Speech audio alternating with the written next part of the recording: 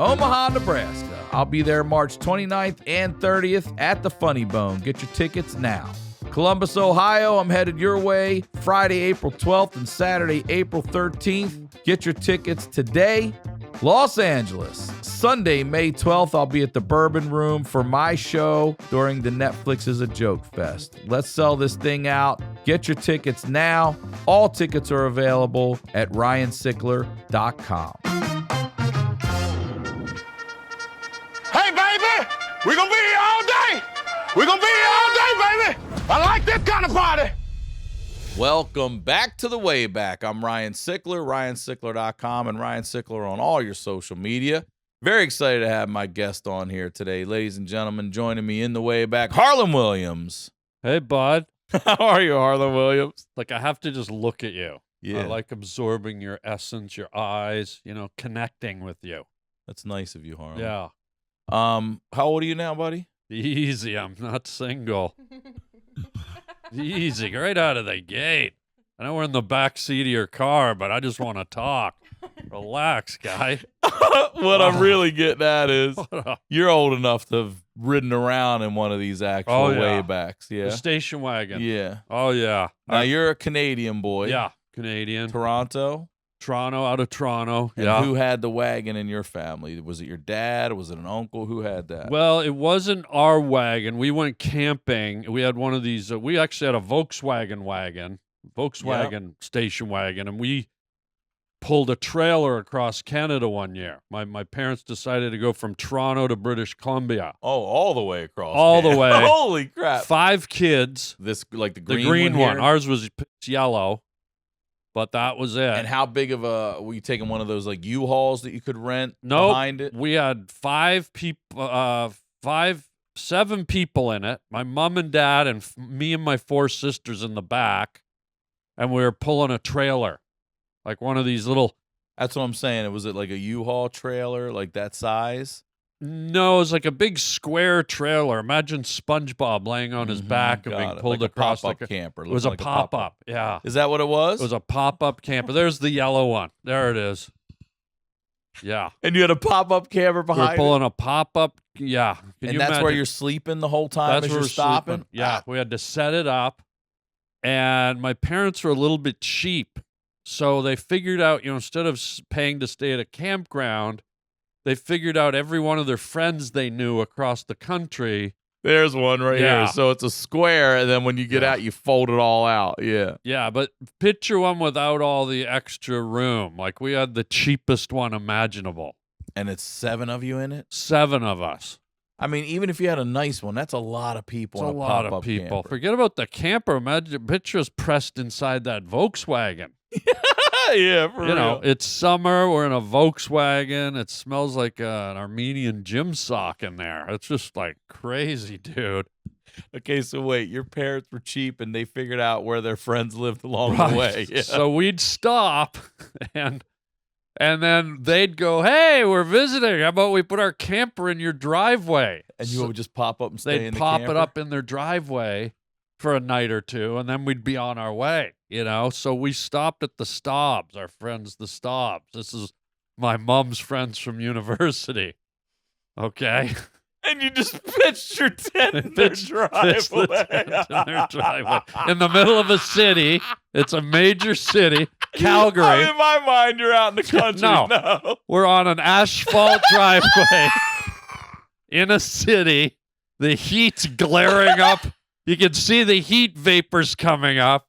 We wake up with radiation burns. You're on a gravel driveway. Yeah. Oh, it's so funny. No.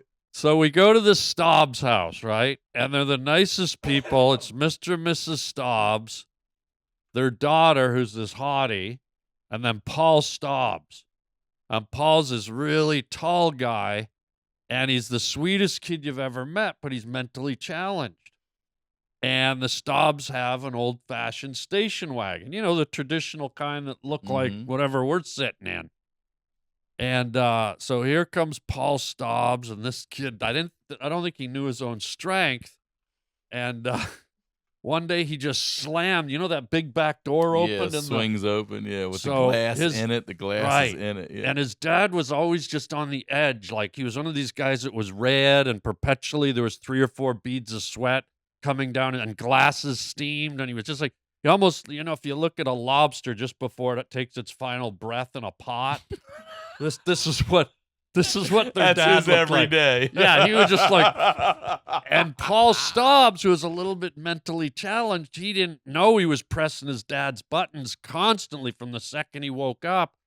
And one day we're all going somewhere to the Calgary Stampede or something, and we all get in this station wagon, and big old Paul Stobbs slams that big back door, and the back glass just shatters. Just boom. And the dad looks like his wig's about to fly off and twirl around in the air. It was unreal. So that was And are you it. camped in the driveway while this is going on? We're in the driveway. We're in the driveway. So uncomfortable for So that. now dad. we're not only in a hot driveway, now we got to walk along glass like the guy from Die Hard did when he was up in the eggshells. Yeah, it's just like it's horrible. But I remember they eventually moved to Toronto, and Paul Stobbs, he was this big kid, and he used to jump around when we were visiting him. He'd like come downstairs in his underpants. And he'd grab a pillow. They gave pillows to the girls to sleep on at night on the couch, and he'd grab the pillow and he'd hold it on his crotch and he'd yell, "Pilly poo, I've got my pilly poo." Just a nutty guy, right? He did the pilly poo dance. Yeah. So they finally moved to Toronto, and my mom was like, take Paul out, take Paul Stobbs out. And I was like, yeah, of course, I'll take the kid out, So I took him to the big fairground. How old are you when you're taking this Now guy I'm out? about probably 18, 19. How old's he? He's probably a year younger. Oh, okay. And so, but he's a big kid and, just socially not really there. And I take him to the giant fair. We have the Canadian National Exhibition, and they have, the haunted house. Mm-hmm. You walk through the haunted house and someone comes out and grabs you, and you walk through the moss. And so I'm going through with Paul Stobbs, and for some reason there's no one else in it. It was just us. And we get to the very end, and there's a cage, like chicken wire. And on the other side of the cage is a coffin. And, they got the dry ice going and everything. And, it's quiet. They got the haunted music going and the candles flickering. Yeah, it's one of those. Mm-hmm. The candles flickering, and you hear the music and the organ and the screaming in the background, and we're just standing there, and there's this like coffin, right?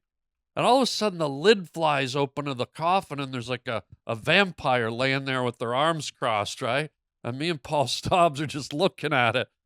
And all of a sudden, this vampire's probably thinking, this is their big showcase. This is their moment. Yeah. They lay there all day like an invalid, and they wait for this magic moment where they sit up and get to scare people. So here's me and Paul Stobbs looking through the wire. The lid flies open, the music, the dry ice, the vampire's there. He sits up like this, turns like that, and Paul Stobbs just goes, "Hi, stupid." He just calls the vampire stupid. And the guy was so incensed, he jumped out and ran at the thing and started, and me and Paul go running out of there. But I'll never forget, "Hi, stupid." Called the living dead stupid. Unreal. Guy has to live for eternity now knowing he's stupid. Hi, stupid. Yeah. It's just gold. Gold. Pure gold. He was so mad. I wasn't sure where that was going. I wasn't Neither sure was if he was I. going to punch the van. He tried. He tried. He came right at the chicken wire. It was crazy. Oh, my God. You just reminded me of this story. So we went to a carnival one time. Yeah. We're in high school. So the game is you would take the BB gun. You had to shoot the red star out. You had to get you ever play this? Oh, yeah. All right. You have An a air rifle. Air rifle BB gun, and you have to shoot the red star out. Yeah, that's one right here, that shooting star thing over Possible. here. And you have to get every piece of the damn star out. If there's right? even a little freckle of red, you That's lose. right. They say no. So, this is the target right here, and you got to get every piece has to be destroyed. This is what the layout of the game look like? You walk up, and what is that? Maybe 6 air rifles just out there like that, right? Roughly. And then you can pick whatever trash toy if you can shoot that damn thing out, right? So when I'm in 10th up through 12th grade, we have no parents, and we live right next to this fire department, and they're having the summer carnival. Right. So it is steps from where we live. Yeah. We all get loaded. We pregame. We go into the carnival. And my good friend at the time, Anthony Biasello, we walk over, and we go up to this game. It's night. And there's like 6 of them. So we all go to grab them.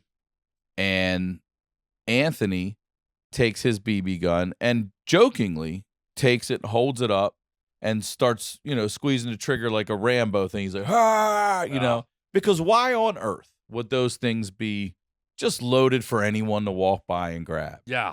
And they are fully loaded. Oh, wow. And he's holding the trigger, doing but now it's going ding, ding, ding, ding, ding. It's shattering all these lights up here. Shooting it into the air. Oh, everywhere. It's coming down. The lights are coming. The lady's over in the corner ducking like, you son of a bitch. Oh, and he's so scared. He's just looking at me, and he can't let go. He's so scared. It's shooting all the toys up, all the lights. He puts it down and looks right at the lady and goes, sorry. And that's it. And I'm on the ground dying. The Maryland State Police are there. It's the fire department. They run over, and they're like, what the hell happened? The lady's like, this son of a bitch. And they were like, ma'am, what are you doing with these loaded out here like this? Yeah. Like, you can't. And they were like, how old are you? He's like, and we're 18 at the time. He's like, I'm 17. They're like, he's a minor. So they said, we got to get the hell out of here. Wow. They throw us out of the carnival, but I couldn't get over that those things were loaded like that. Oh, wow. And he's just shooting them in the air like Saddam Hussein. But just, you know what I mean? Like panicking. Did you win a prize? A bunch of ripples, dude. He tore those things up. Wow. Wait, I want to go back to you mentioned haunted. Did you guys ever do any haunted stuff? Did you ever go out? I asked because we used to go to like abandoned hospitals and old houses. Did you do that stuff? We used to go to abandoned houses. We called them haunted houses. There was one we went to. We were creeping up the stairs. These stairs were like, we weren't sure. I'm sorry. I'm still laughing at hey, stupid. I can't get over that. Hi, stupid. I've never seen a vampire so angry. He waited all day for his for his moment. This was, he's probably a theater student, and this was his big dramatic, like, I'm sorry. Hi, stupid. He just went nuts. Somebody makes a meme out of that. No, I lost it. I still laugh, all these years later. Okay, I'm so sorry. Go ahead. There was a house you went into. We went into a haunted house, and it was so dilapidated that every step, we weren't sure if that was the step we were going to collapse through the floor. Are you listening to this show while doing a million things or thinking about your giant to-do list? Well, hey, it's time to tune in. I want you to take a second to be mindful of how you feel right at this moment. What's top of mind? If you're feeling stressed or anxious, I want you to keep listening so I can tell you about Calm. Calm is the #1 app for sleep and meditation, giving you the power to calm your mind and change your life. Since self-practices are so deeply personal, Calm strives to provide content that caters to your preferences and needs. Their meditations range from focuses on anxiety and stress, relaxation and focus, to building habits and taking care of your physical well-being. The Calm app puts the tools you need to feel better in your back pocket. If you go to calm.com/wayback, you'll get a special offer of 40% off a Calm premium subscription, and new content is added every week. For listeners of the show, Calm is offering an exclusive offer of 40% off a Calm premium subscription at calm.com/wayback. Go to calm.com/wayback for 40% off unlimited access to Calm's entire library. That's calm.com/wayback. And where is this? Is this in the city? This is outside of, we had a cottage north of Toronto, about 2 hours north, little town called Novar. And there was this haunted house, and one day we're climbing up, and I'm the lead guy. Who's with you? I'm with my two or three of my cousins, Mary, Pat, Chris, Michael, and we're going up these stairs, and I'm the lead guy. I'm Mr. Courageous, And, we're kind of, because we don't want to put all our weight on them, we're kind of like down on all fours, like the Wolverine. We're kind of like test with your hands and then go up, right? So we're kind of hunched, and I'm the lead guy. And I'm halfway up the stairs, maybe 3/4 the way up, and I put my hand down, and all of a sudden something starts coming out from behind the wood. And we're like, what the hell is that? And it just like this mass appeared. And we realized it was about 200 wasps. Oh, they just came shit. crawling out from behind. They're not even flying. Their hole was right in the corner of the step. And all of a sudden I went, holy, and by the time I realized, they just attacked. And so picture us meticulously going up every haunted step. We flew down those steps right faster than the Flash with a firecracker up his ass. I mean, we're like Winnie the Pooh when he went up with the fucking That's your balloons. Rocket Man origin story, Holy bro. shit. I'm just a little black rain cloud. Did you get stung? Well, that's the thing. We got stung, and then we ran from the place, and I look, and you know how there's that little space right here between your nuts and your leg? There's that one little gap in your jeans. And there's a hornet stuck like just stinging it right next to the balls, and I see it with its stinger going. And of course, like an idiot, forgetting it was my nuts, I go, holy shit, and I start smashing the hornet. I'm like, I'm literally pummeling myself in the ball sack. And if you want to hear a fucking ghostly boo, I was like, whoa! It was just wham, dude. So I stayed out of haunted houses after that. That was a wrap, huh? Yeah. Holy shit. I remember one time I'm with my brothers. We were in a stream. We're sitting there picking up rocks, looking for crayfish. Oh, yeah. And there's this tree that got struck by lightning, and now it's broken in half. So it basically makes an A frame over the stream. Yeah. And we're just minding our business, looking down at the rocks. And, you got to pull them up super slow and everything. So we're meticulously doing. Then we hear this, we hear a little buzz, but we're not paying attention. Whoa. Dude, we get under that tree, and we look up, and it's way too late. There they are. Swarming.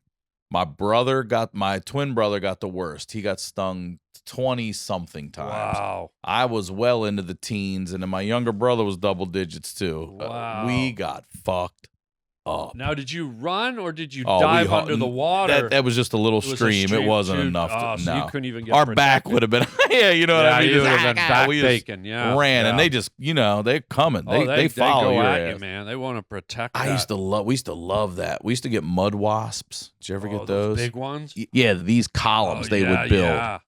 They come out of there. I call them colon wasps. You ever have one of them climb up your asshole? Holy fuck! Now that hurt.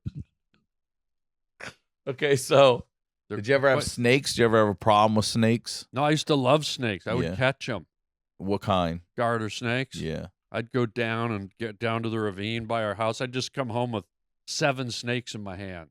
You're just like my brother. He would I'd do just the same grab shit. them. As soon as I saw them go, I'd grab them. Huh? I'd be holding them. I'd come home. My mom would be, what the hell? She got me like a fish tank, and we would just put dirt in it, and I had like snakes in there. I loved it. Love snakes. The only thing about garter snakes, though, one of their defense mechanisms is when you first grab them, they go into skunk mode. They intentionally like shit all over you. Oh, is that right? And it's a very pungent smell. And so they use that kind of as a defense mechanism to ward off predators. And so you'd just catch them and they'd like go all crazy and then they'd crap all over you. But once they got used to, they're really calm, and you could sit and watch TV and let them crawl all over you. And they're beautiful. The texture of them, they're amazing to touch. Let's talk about camping. Did you guys, beside the camping in neighbors' driveways, did you ever go camping? Well, we did another camping. Or glamping, as they call it now. Did you cabin or did you tent? No, it was the same. My mother loved she loved pulling this thing and camping, and she loved, like, this was way before Ancestry.com. My mother was obsessed with finding out about our heritage. And so one day she decided that from our house in Toronto, there was a small town, probably about 5 hours away. And we had cousins that lived there, like sort of second cousins. but they came from my mother's side, and she wanted to go and interview them because one of the old matriarchs of the family was kind of on her. She was like a senior, and my mother wanted to try and capture as much family history as she could from this woman. And so we go all the way up there. We go to a campground that's near the little town where it's in the town. They live just on the outside of town, like down a road, like they were farmers. And so we camped there, and we were greeted. Our cousin John showed up, and it was sweltering hot, like middle of summer. And for whatever reason, his mentality, he showed up, and I knew right from the beginning it wasn't going to be a normal visit. She wanted to go interview the old lady. John shows up in the middle of summer, and his welcome gift is a store-bought carton of strawberry ice cream. So this guy shows up at our campsite, and he's sort of a big guy, big hands, like kind of think of him as almost looked like a garbage truck guy, you know, like kind of just a working guy, bald, kind of bulbous nose, but really nice. Shows up with a giant square of strawberry ice cream, and it's literally dripping through his fingers. He goes, "Hey, Lorraine, I bought you. Welcome to," and I'm not going to say the town because I'm not even going to say the name of the cousins because the story gets weird, but it gets weird. All right, it's like, so the opening thing was he handed this big box of strawberry ice cream. It's just dripping through his fingers. And it's the middle of summer. I was like, this is really, no one knew what to do with it. Like we're sort of passing it around, dripping. And so then they say, come on out to the farm. So we go out to their farm, and it was the weirdest setup. They had a big family. They all lived in this little shack. It was like, they were the poorest people I'd ever met, but the nicest people I've ever met to this day in my life. The biggest hearts, the most generous people. And John lived there with his wife and his kids, and a couple of them were hunchbacks. Two of the boys were hunchbacks, so they're kind of like lurched over, and they literally had bumps on their back. It just kept getting weirder. And then they lived in this little shack where some of the windows didn't even have screens. Like it was just, they were so poor. And I as a kid, I'd never experienced that. And out in the back, they had a barn. But across the street was this gorgeous house, but it looked like the house from Psycho. Oh, yeah. It was an almost identical. It was right across the street. So they owned it. But John's brother, cousin Martin, who was a little bit touched, for some reason, him and the mother stayed there, the old lady that my mother wanted to interview. And cousin Martin, when he talked, he'd go like, he'd rub his temples. He'd go, and he'd always spit. He'd go, how you doing, boys? Like this. And we're like, holy fuck. So we go over now. You got 9 people living in this house that doesn't have screens. Yeah. They sat us down for dinner. I'm not kidding. Didn't have matching silverware. Didn't have a matching plate. The poorest people. But they put it out for us. They didn't have a penny to their name. Across the street is this beautiful house. The old lady and cousin Martin live in there.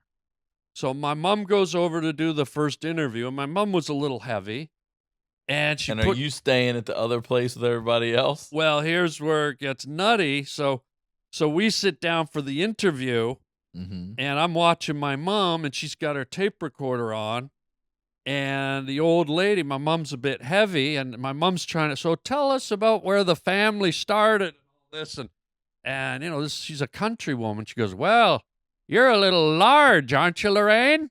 And my mom was like, well, tell us how everything, aren't you a big one, Lorraine? Like, she just kept commenting on my mother's weight.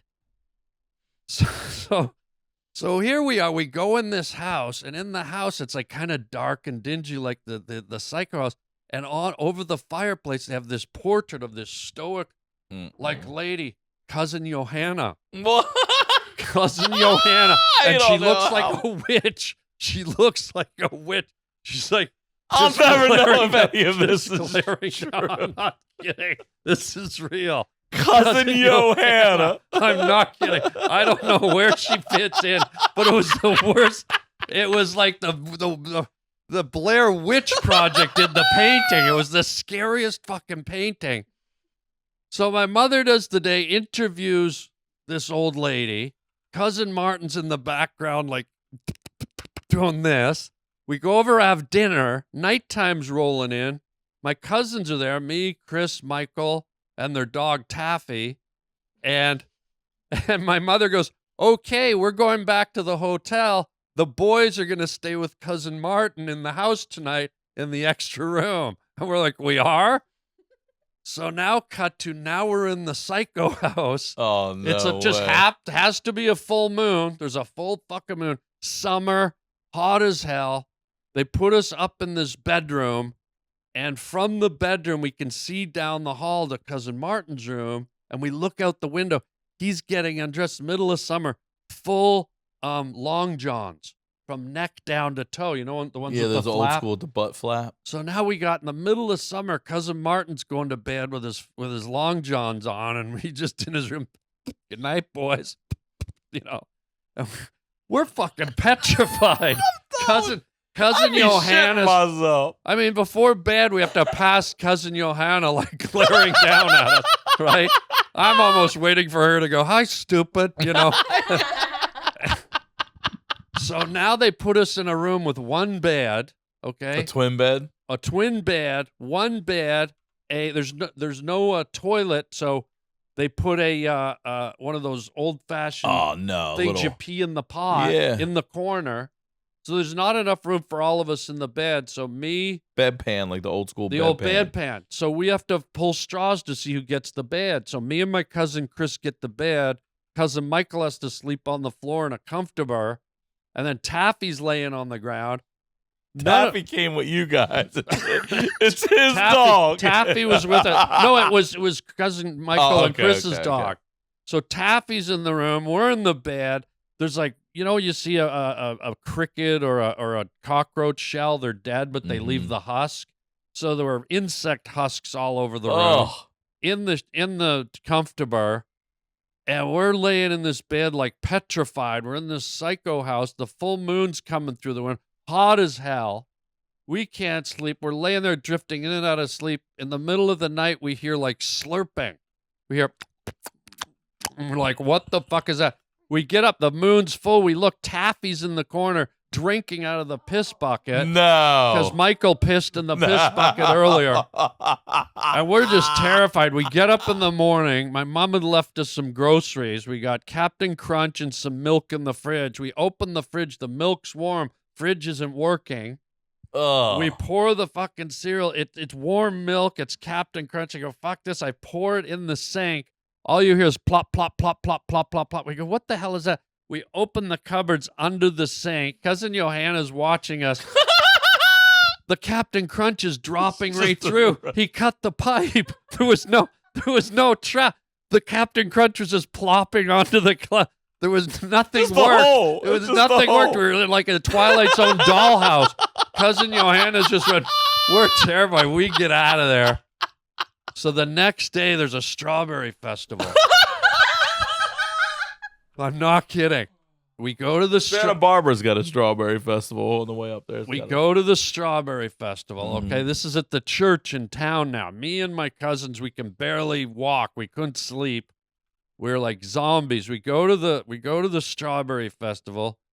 About halfway through, some kid lost his braces. You know, you take your braces out to eat. Your retainer. Right. So he lost them, and they got swept in the garbage. So this is how nice my cousins were, these people. Margaret, out of the love of her heart, she starts digging through the trash looking for this, $200 retainer for this city kid. And her arms are covered in coleslaw. She's got apple crisp up her armpit. She's got fucking, potato salad in her hair. She spent like an hour digging for this guy's retainer. Finds it. She finds it. God bless her. I'm a little stressed out by the whole thing. I go for a walk. This is a little tiny town with one church. I go for a walk. I'm going down the street. Now, this is no word of a lie. I'm walking down the street alone. It's only probably about 300 people in this town. I'm walking down the street from the church. On the other side, I see a house. There's a tree in the front yard. And all of a sudden, from around the tree, a monkey. Come on, dude. I'm not kidding. What kind of monkey? Like a spider monkey. Yeah, okay. A monkey in the middle of a northern town in Canada. I'm like, there's no monkeys in Canada. What the hell is going on? Yeah, it was one of those. I'll never forget it. Look at the arms on that thing. Yeah. Comes running around the tree, but it's got a collar and a leash on. Mm-hmm. So maybe they were circus folk. I don't know. At this point, I don't know what's going on in this. We had a town. guy, a friend of ours lived in an apartment complex where a dude had a spider monkey as a pet. Right. And when we pull up the park, the monkey would get up in the window and it'd give us the finger. That was his whole thing, give you the finger. Yeah. Well, this was in the 70s where people didn't have monkeys, especially in a small with a town. collar and a leash, yeah. So I walk past the monkey. He comes out on the leash. He's jumping up and down. I'm in disbelief because I just spent the night at Cousin Martin and Cousin Johanna's house. I'm still a little shocked. Aunt Margaret had her arm in the coleslaw bin. I go for a walk. As I'm coming back, I look and the monkey's gone. And I'm like, I see the leash, but there's no monkey. And I'm like, where the hell is that monkey? Meanwhile, there's another kid walking down the other side of the road, right? And I'm just walking, and all of a sudden, I see the monkey come out from behind the neighbor's house, okay? The other guy's walking down the road. Monkey comes from behind, runs down the street. Look at the legs on these things. Runs down the road, jumps off on the back of a car, uses the back windshield like a motorcycle ramp, flies through the air. This thing's airborne about 40 feet. Monkey arms out, spider monkey arms like this, flies through the air. Wham! Around the kid's head. The kid's like, Dude. a Canadian kid. Around his face. He's like just that. walking. Suddenly, there's a monkey on his head. I'm fucking, what the? This kid has no idea what it is. It's like he thinks a hairy boy attacked him. Dude, it was ridiculous. This kid was screaming, running down the street. The monkey's wrapped around his head like a hat. Dude, I was just like, I saw that. I've never gone back. Forget it. Oh, Unreal. God, dude. Yeah. And years later, the shit. final caveat, I do a lot of drawing, and I did a caricature of Cousin Martin. And years later, when I was in Berlin, the wall was coming down. Mm-hmm. And I was there when the Berlin Wall came down, and I had a can of spray paint. Because we for the first time, people were allowed to be up on the wall. I have a sledgehammer. I was hitting the wall. Were you really? That wall was so strong. Even with a sledgehammer, I could barely get a little chunk out of it. But I had to spray paint. I spray painted the Canadian flag on the Berlin Wall, and I spray painted a caricature of Cousin Martin with the little drops coming out of his mouth. Did you? Isn't that wild? All those years later. Oh, my God. Dude, you were absolutely one of my favorite people to sit and talk to. That was Harland exhausting. Williams. Thank you for doing this. Please Oh. promote anything you would like. Oh, vampires. Be nice to vampires. Hello, stupid. No. If I was in there, oh, man, I would be telling that story Yeah. for life. I've been telling it for life. Hi, stupid. And the way he was so innocent, like this big guy, like just like it was so neat to see the filter that to him it wasn't scary, it was just stupid. He thought the guy was an idiot. This guy had the green paint and the fangs and the blood. Just destroyed him with 2 words. He worked so hard. Just demolished into. Hi, stupid. You fucking asshole. To a mental kid. He's trying to attack a mental kid. Breaking it down. Yeah, and Paul's just standing there. What I do? Let's go, Paul. Let's go, Paul Stobbs. Let's go. Yeah, he had no idea that he just ruined a guy's acting career. But you can check me out at the Harland Highway podcast on YouTube. I'm really proud of the podcast. It's only been up about just over a year, and it's really growing good, and you've been part of it. You've been on great. twice. I love it. Got to have you back this year. I would love it. And so check out the Harland Highway podcast. Check out my Instagram, and that's. And if you want, I have some books for sale on Amazon.com. Just type in my name, Harland Williams. I have a series of 4 or 5 books full of short stories that I write, and you might get a kick out of those. So Awesome, brother. Yeah, buddy. Thanks for having me. Anytime, my man. Anytime. As always, Ryan Sickler on all your social media. Come see me on tour. Tickets are available on my website at ryansickler.com. We'll talk to y'all next week. Bye, stupid. Bye, stupid. Bye, stupid.